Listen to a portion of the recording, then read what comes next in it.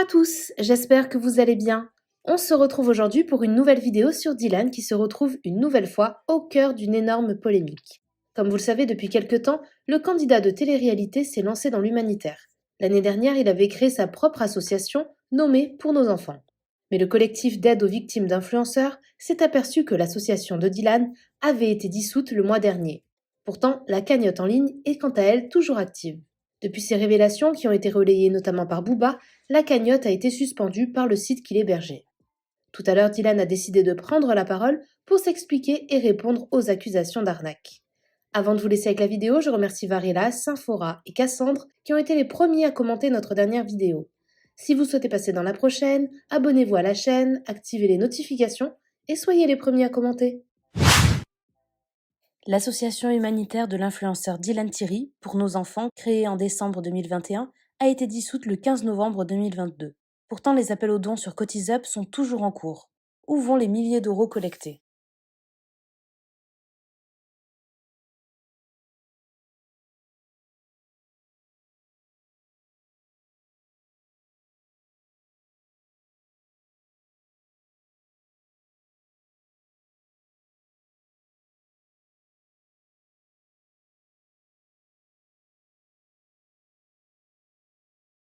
Dylan a récemment dissous son association, mais a gardé sa cagnotte active.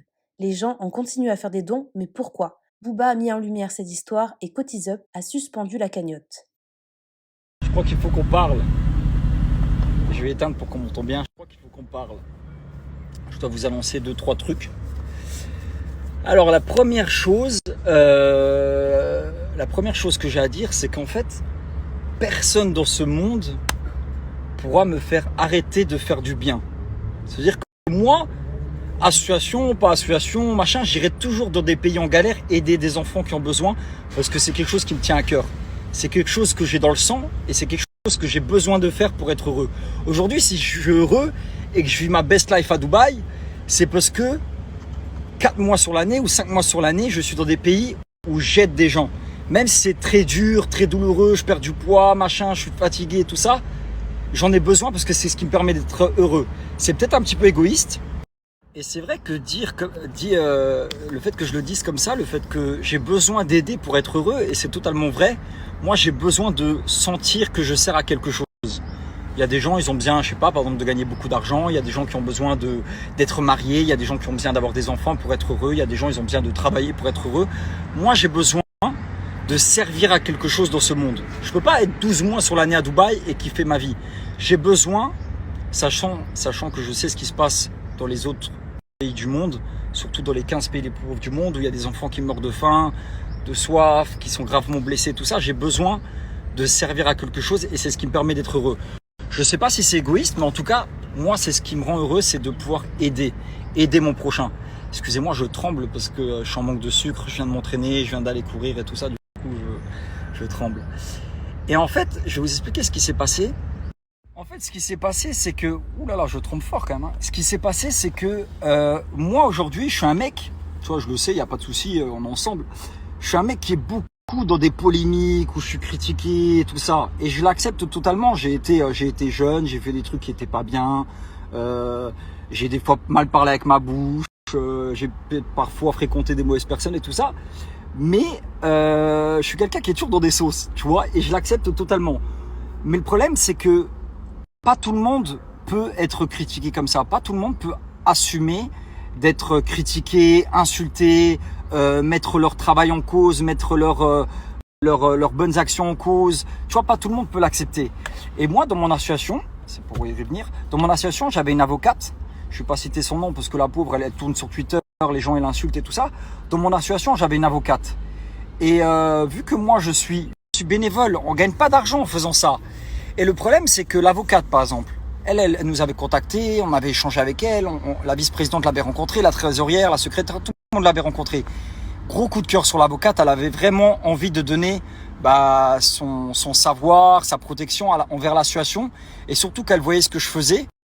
Elle appréciait beaucoup ce que je faisais, elle aimait ce que je faisais et tout ça, et elle a voulu rentrer dans l'association. Le problème, c'est que pas tout le monde peut accepter d'être insulté, Tu vois, on remet son travail d'avocate en jeu, on l'insulte, son nom de famille il sort, tu vois, elle a une famille, il y a son père, tu vois, c'est une madame. Pas tout le monde peut accepter ça. Moi, je peux l'accepter parce que je suis connu, parce que ça me fait ni chaud ni froid et en plus, tout est faux. Tu vois, je peux l'accepter, ça me passe au-dessus et clairement au-dessus. En plus, je suis musulman, alors tu vois, je dois des comptes qu'à Dieu. Des comptes qu'à Dieu, c'est que moi, je sais que je suis droit dans mes baskets. Ça veut dire que tout ce qu'ils disent sur moi, je m'en fous, ça me fait rien du tout et personne pourra m'empêcher de faire du bien. Ça fait des années qu'on me critique sur la situation et tout ça, c'est pas grave. Moi, je vais sur le terrain pendant 3 mois. Moi, je perds 7 kilos. Moi, je mets ma vie en danger pendant que les autres sont sur leur canapé. Tu vois, c'est là toute la différence. Ils sont sur Twitter, ils mettent des tweets. Moi, je suis en train de risquer ma vie là-bas pour des enfants que je ne connais même pas. Tu vois, ça veut dire qu'aujourd'hui, ce qui s'est passé, c'est que l'avocate, elle a été insultée, son nom de famille est sorti.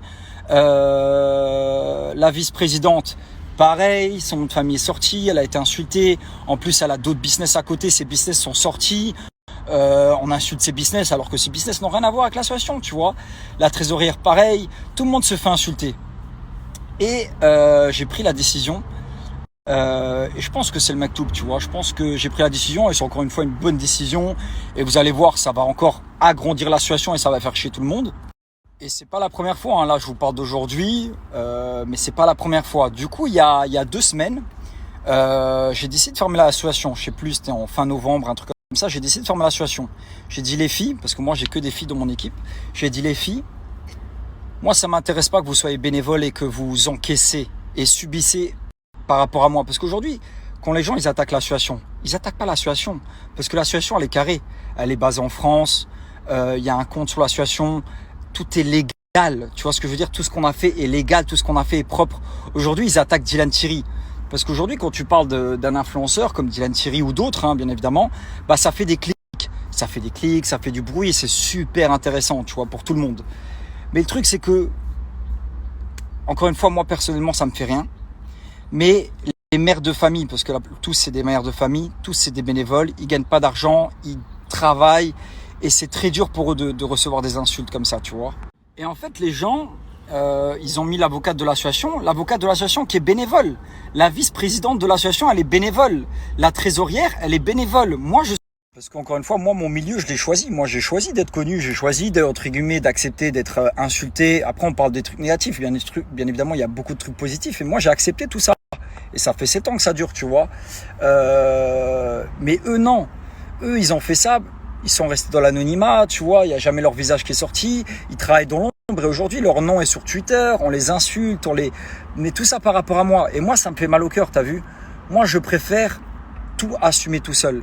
C'est pas grave, moi, insultez-moi, mais insultez pas des gens qui sont mères de famille, qui ont des enfants, vous sortez le nom des enfants, le nom de leur business, le nom du mari. Ça va trop loin l'histoire, tu vois, ça va trop loin pour rien en plus, tu vois, c'est juste parce que les gens, ils s'ennuient, ils sont repostés par Booba, ça fait des clics en plus, ça motive tout le monde, c'est super motivant, c'est super cool, c'est super drôle, mais derrière, il y a des gens qui souffrent, tu vois, et moi, je peux pas accepter ça. Du coup, on ferme la situation, et derrière, les gens, ils signalent le compte, ils signalent la cagnotte. Du coup, derrière, les gens, ils signalent la cagnotte et la cagnotte, elle saute. Mais tu vois, moi, personnellement, ça me fait ni chaud ni froid. En fait, personnellement, si je parle que pour moi, ça me fait ni chaud ni froid. Parce qu'on m'enlève pas le pain de ma bouche. Personne m'enlève le pain de la bouche. C'est pas moi, quand vous faites sauter une cagnotte comme ça, qui a 10K, 20K ou même 200K, moi, il y a rien qui, c'est pas du pain de ma bouche. Vous vous trompez, vous enlevez le pain de la bouche des enfants qui sont en train de mourir. Que ça soit à Madagascar, au Mali, au Yémen ou autre, c'est le pain à eux que vous enlevez. C'est-à-dire que Booba, quand il met sur Twitter, genre en mode il est super fier, la cagnotte elle a sauté. Mais t'es con, parce qu'en fait, moi, tu me fais rien, ça me fait ni chaud ni froid, ça va pas changer ma vie. Le fait que je puisse plus faire de cagnotte, ça change pas ma vie. Moi, personnellement, ça me fait ni chaud ni froid. C'est juste que c'est triste parce que je vais pouvoir aider moins d'enfants. Et bien évidemment, après, je trouve toujours des solutions, tu vois. Je suis pas teubé. Je trouve toujours des solutions et Dieu m'aidera toujours à trouver des solutions pour aider ces enfants, tu vois. Je vais vous dire un truc. J'ai une communauté qui est tellement fiable, solide et qui est tellement présent. Ils ont tellement vu ce que je faisais à Madagascar, au Sénégal, quand je suis parti au Mali. Ils l'ont vu. Ils m'ont suivi pendant 3 mois. Vous savez, c'est quoi suivre un influenceur tous les jours pendant 3 mois par des millions de personnes? C'est-à-dire que les gens, ils m'ont vu. C'est-à-dire que les gens, demain, je pars en Palestine, je pars au Yémen, je pars en Afghanistan, peu importe.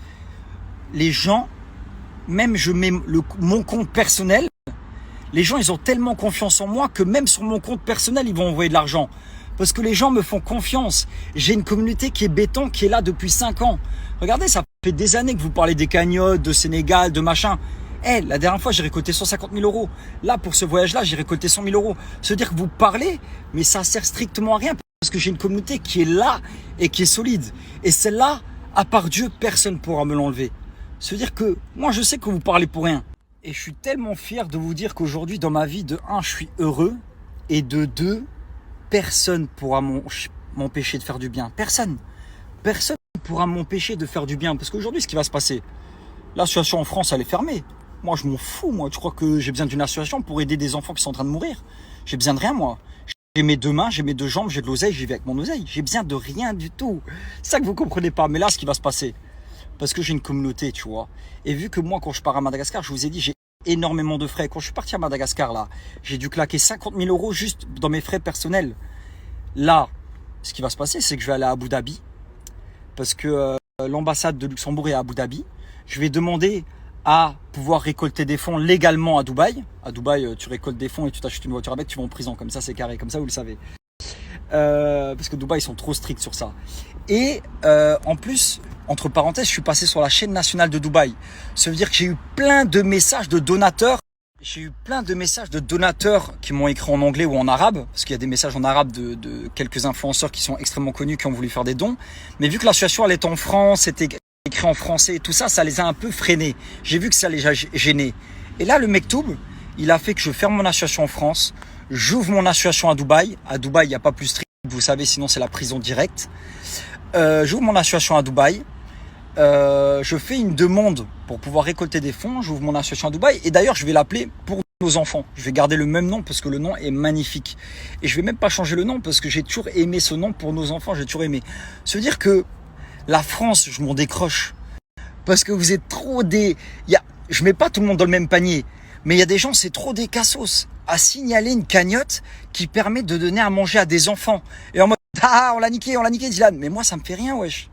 Moi, tu crois que je vis des cagnottes? T'es malade ou quoi? Non, mais sérieux.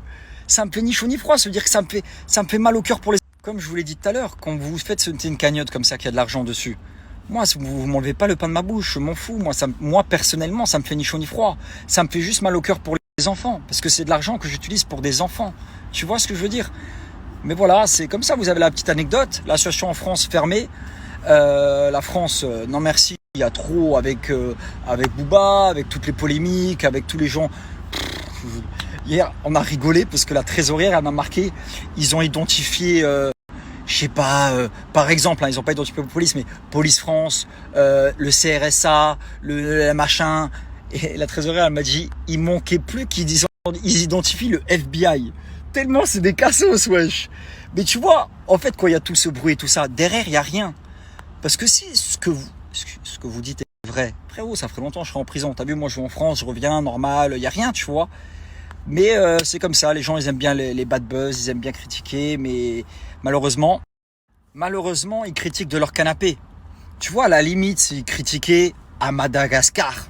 Tu vois, dans des pays, ils critiquent et en même temps, ils aident des enfants. Non, les mecs, ils critiquent sur leur canapé un mec qui est 3 mois à Madagascar. 3 mois, les amis. Je vous le dis, j'ai souffert, c'était dur.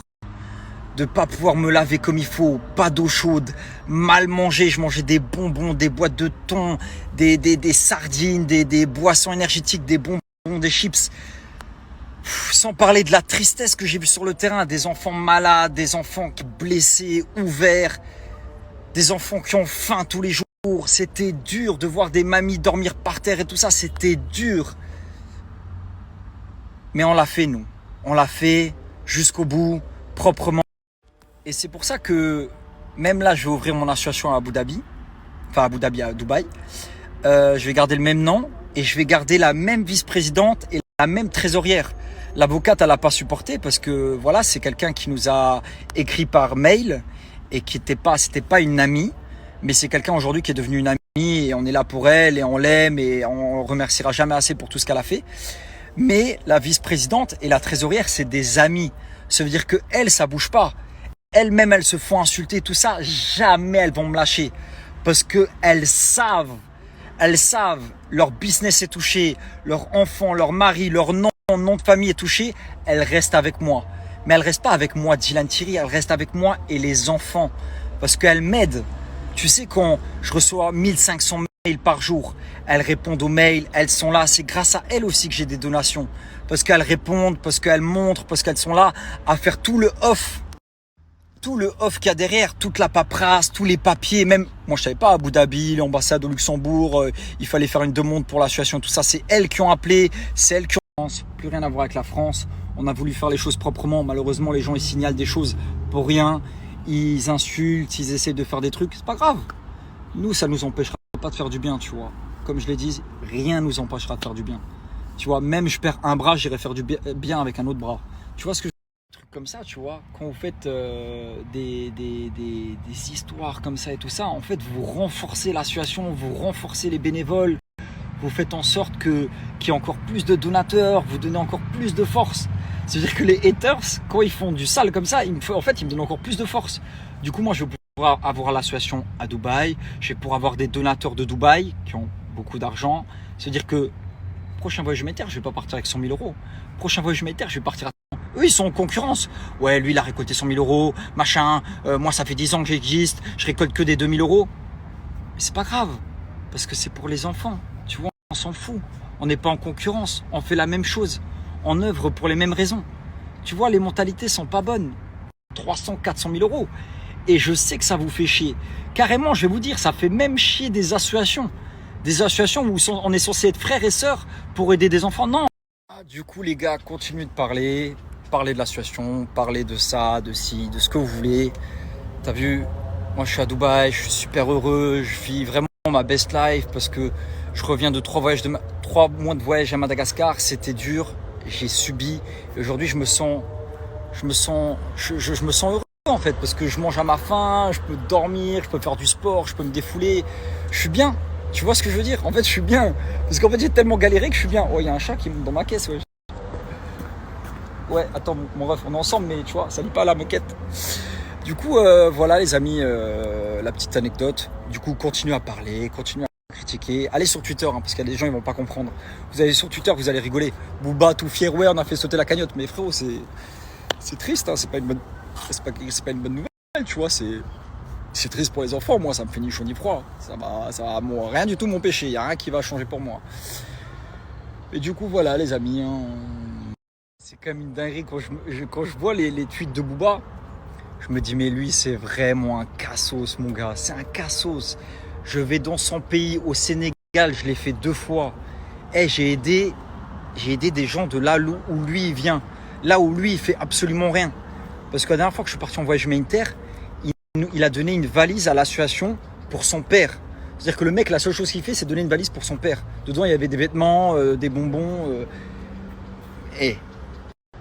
Vraiment, il lui manque une case. Hein. Ça, c'est la drogue. Le force de trop fumer de drogue, ça te fait péter des cases.